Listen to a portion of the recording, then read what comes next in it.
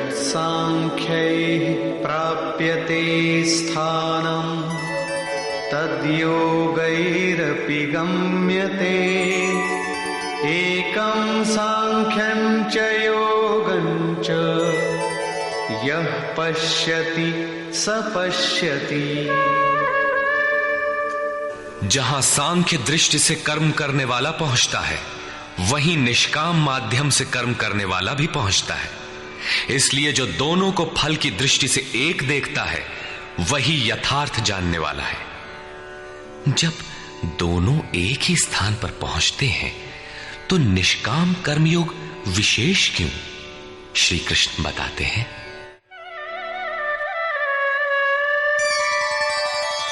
संन्यासस्तु महाबाहो दुःखमाप्तुमयो गतः योगयुक्तो मुनिर्ब्रह्म न चिरेणाधिगच्छति।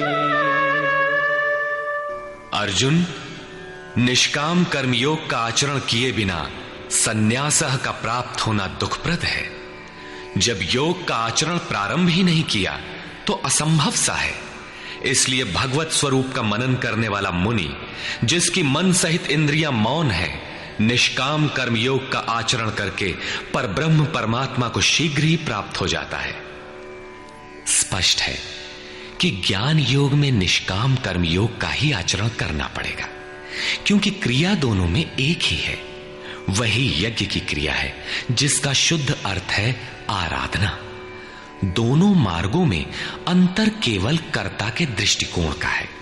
एक अपनी शक्ति को समझकर हानि लाभ देखते हुए इसी कर्म में प्रवृत्त होता है, और दूसरा निष्काम कर्मयोगी इष्ट पर निर्भर होकर इसी क्रिया में प्रवृत्त होता है। उदाहरणार्थ, एक प्राइवेट पढ़ता है, दूसरा नॉमिनेट। दोनों का पाठ्यक्रम एक ही है, परीक्षा एक है, परीक्षक निरीक्षक दोनों में एक ही है।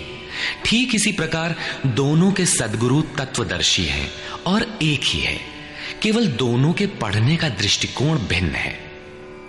पीछे जैसे श्री कृष्ण ने कहा कि काम और क्रोध दुर्जय शत्रु हैं, अर्जुन इन्हें तू मार।